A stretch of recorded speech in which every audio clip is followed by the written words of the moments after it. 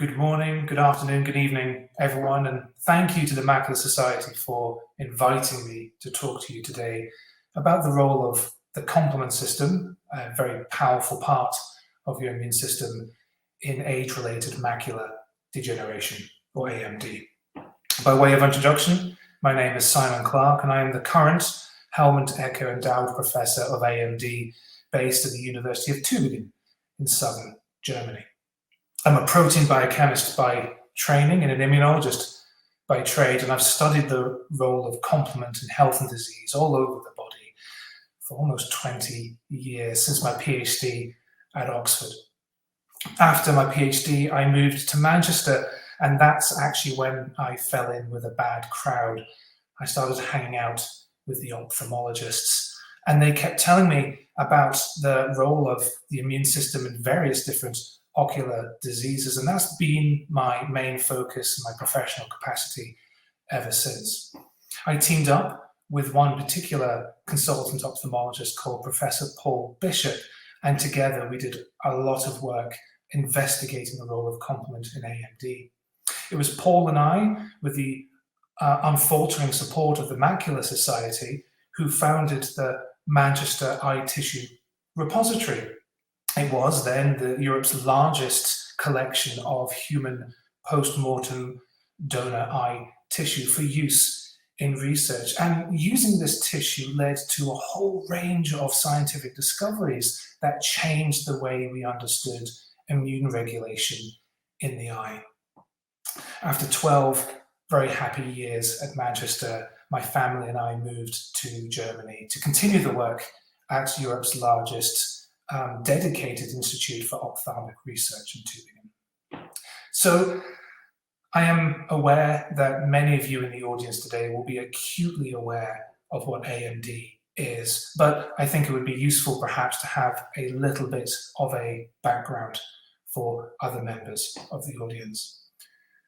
AMD is the third leading cause of blindness on the planet, and it manifests itself by the progressive destruction of the macula. So that's a very central part of the retina, right at the very back of the eye. In the early stages, is often characterized by the presence of these yellow lesions, these yellow spots called drusen. Often can be seen by an ophthalmologist or an optometrist who's looking into your eye, but you may not even have noticed any changes in your vision. The later stages of disease is where you start to lose your central visual acuity. And the later stages of disease tend to be defined in two different forms. You have wet AMD or dry AMD. Now, in the wet AMD, the fancy word is choroidal neovascularization, but essentially that's just a medical term for too many blood vessels and they're bleeding into the retinal space, and that's what causes the loss of vision. But in that case, we actually have a number of really, really good therapies to help you. Anti-VEGF drugs, as they are known, can be injected into the eye to help clear away that blood, stop the excessive blood vessel growth into the eye, and help regain some vision. On the other hand, we have dry AMD. The fancy term is geographic atrophy, quite literally means islands of cell death.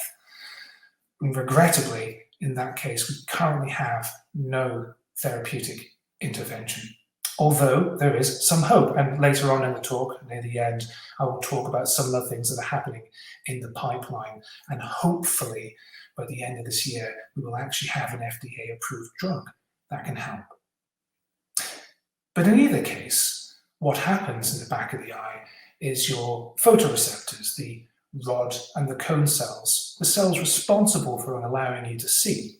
These cells sit on top of a bed of other cells called retinal pigment epithelium, or RPE cells. And it's the RPE cells' job to look after your photoreceptors, keep them happy, keep them clean, keep them going. Now, these RPE cells sit on a special membrane called Bruch's membrane. And it's the Bruch's membrane and the RPE cells that form your outer blood retinal barrier. And it's pretty much half the reason why your eyes are immune privileged organs. They're directly affecting how the immune system is functioning inside and outside of the eye. And it's actually the breakdown of the outer blood-retinal barrier which leads to the loss of photoreceptors and cell death in dry AMD. So what are the risks for getting AMD? What causes it? How do people develop the condition? Well, there's a number of risk factors for developing AMD. Perhaps the most obvious one is age. The clue is in the name. You don't get AMD when you're young, you get it when you are relatively or comparatively older. The next is environmental conditions, your exposure to light, exposure to sunlight into the eye. Or perhaps you smoke. Smoking is a massive risk driver for developing the disease.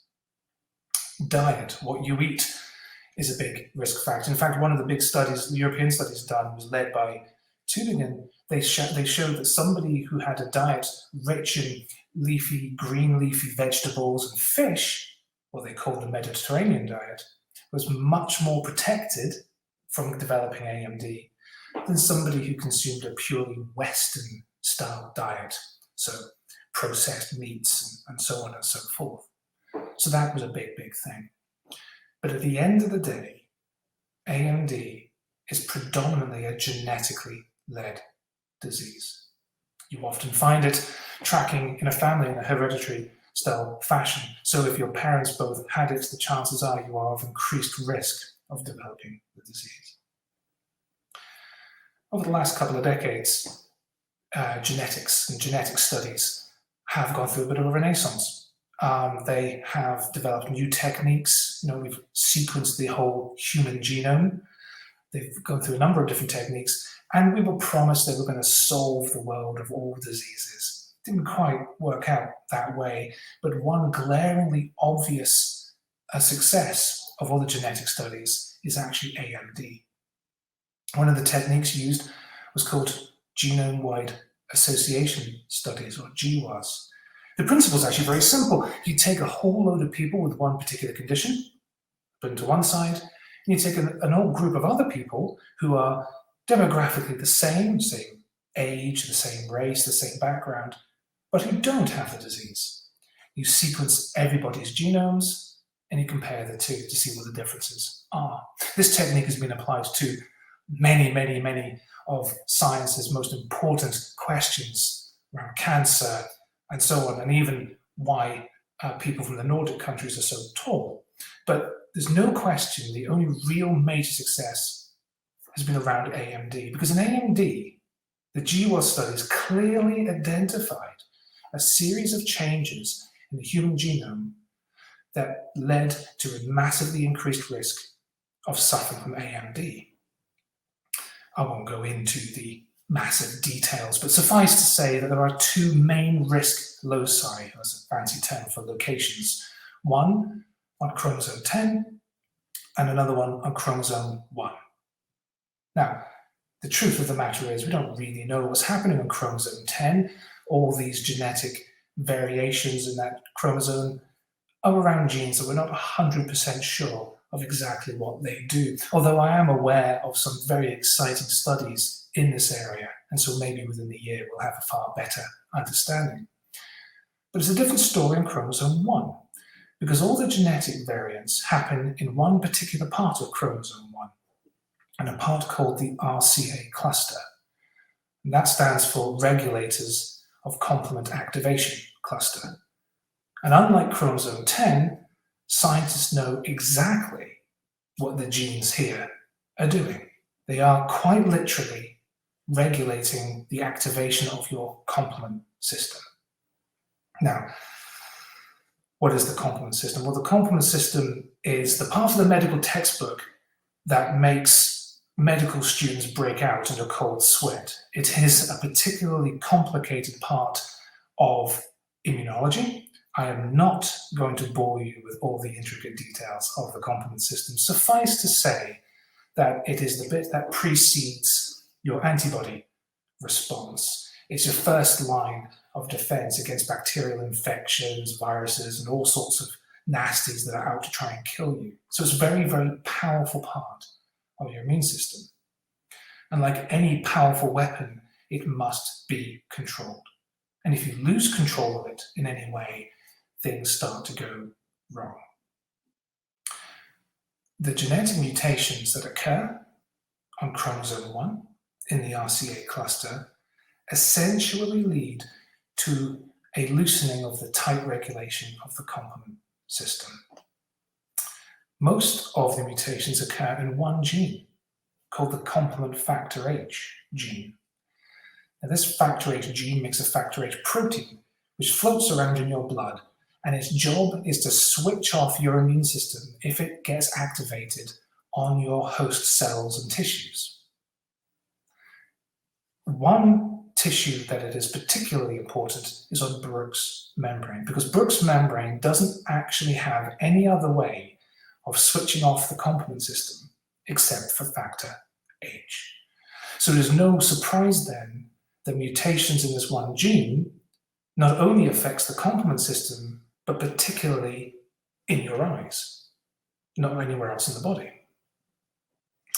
So the lack of protection on your Bruch's membrane leads to an overactivation of complement, leads to inflammation.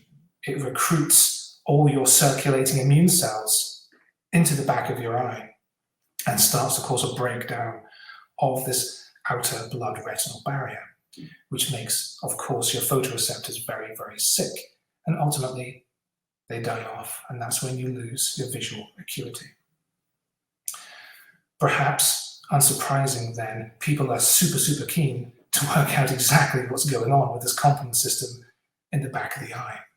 In fact, the genetics are incredibly powerful. If you go back to the Manchester Eye Tissue Repository I talked about before, we have people there who have genetic risk in chromosome 1 for AMD, but are quite young, in their 20s or their 30s, well before they've ever manifested physical signs of AMD.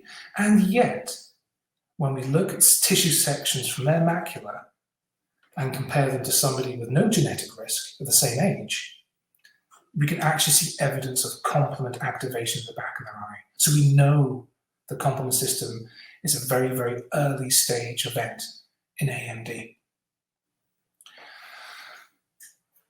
Very, very recent data has shown that factor H is not the entire answer.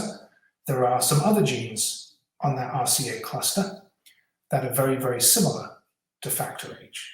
They're called factor H related genes, or FHR genes. There's 5 of them. And they all make a protein. So there's 5 FHR proteins. The reason I mention this is because these FHR proteins are complement activators. They deliberately make complement, activate, cause inflammation, and cause tissue remodeling. Whereas factor H is a regulator. It prevents it from happening. It's all about the balance. It turns out that a lot of these mutations in chromosome 1 tips the balance. It stops factor H from being as effective and makes the FHR proteins more effective. These FHR proteins are made in your liver. They're not made in the eye. They're circulating in your blood, but they accumulate in the back of the eye, where they start out competing with the factor H, and ultimately factor H loses the battle and you get complement activation. So we even have the ability to measure a person's blood and measure their FHR protein levels. And a big, big study was done a couple of years ago with over 1,000 patients. It was published in Nature Communications, and they showed that if you take anybody with AMD and measured their blood, they would have higher levels of FHR proteins than the person sitting next to them without AMD. So this gave another opportunity for perhaps targeting something in the blood to help something happening in the back of the eye. So with all this evidence that complement is driving tissue changes in the back of the eye and inflammation and upsetting that outer blood retinal barrier, you won't be surprised to learn that a lot of people are trying to stop it. We have a whole range of drugs that target the complement system to help stop it overactivating. Some drugs even stop it completely, although that is slightly deleterious. You need the complement system for protection against other things. But nevertheless, people are doing their very, very best to deliver these therapeutics into the eye and to prevent AMD. We actually have some success in this. One particular drug called APL-2 is made by a company called Apellis. APL-2 passed its phase 3 clinical trials not that long ago, the end of last year, and is now at the FDA for approval. The FDA has already said that there won't be any big regulatory hurdles for it passing to be approved for treatment.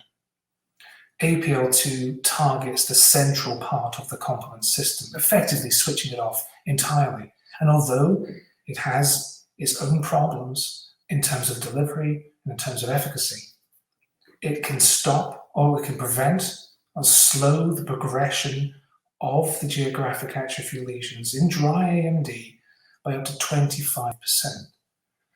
So in this essence, somebody suffering from AMD who has not yet lost their complete central vision could receive this therapeutic and buy more time.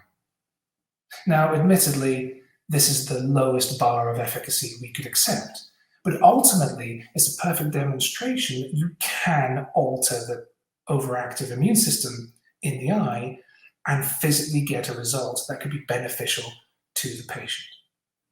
Clearly, it has to be improved.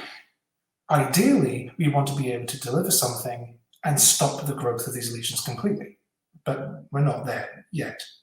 But if we can slow it enough and increase the time that the patient has useful vision for, that's one step closer than we have ever been before. Drug delivery into the eye is, well, perhaps I'm slightly biased, but it's a very exciting place to be, certainly in terms of science or clinical research, because it offers a huge, unique opportunity for new delivery technologies. You may have heard in the press about gene therapies. In fact, gene therapies can be quite dangerous. There's a number of examples where people have put gene therapies in around the body or systemically, and there's been an immune reaction to that. It's not been particularly well tolerated. But the eye, as an immune privileged organ, presents an amazing opportunity for the use of gene therapy. What that means, instead of having monthly injections into the eye to prevent something from happening, you could have a gene therapy which is essentially one single surgical procedure.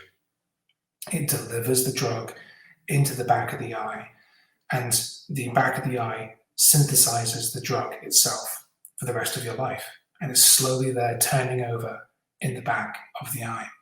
This technology sounds like sci-fi, but it's already FDA approved. We're already delivering a drug called Luxturna into the back of the eye of people suffering from mutations in their RPE65 gene, in their RPE cells.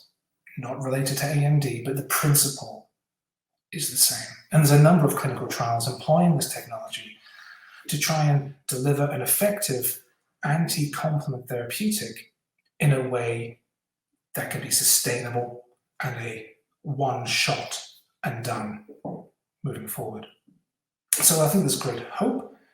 There is great potential for future treatments and diagnosis. Like I said, these blood proteins, these FHR proteins, people are already considering using it as a blood screen for different stages of AMD, people's stratifying patients for their eligibility for different therapeutics moving forward. And there's even one crazy idea, which could just work, about people delivering science and technology, subcutaneous injections, so just into your fat, underneath the skin, one injection a week or a month, like you do with insulin and diabetes. But it targets the liver and reduces the levels that the liver of FHR proteins that the liver makes, thus lowering the FHR proteins that accumulate in the back of the eye and outcompete with factor H. So, although there is not yet a therapeutic that is approved for the dry form of AMD, it is exciting times All these years of hard work and support from organizations such as the Macular Society are starting to bear fruit. We are starting to see signs and examples of interventions that will bring real, tangible benefit to the patients in the clinic. Thank you very much for your attention and your time, and I'm ready to take some questions.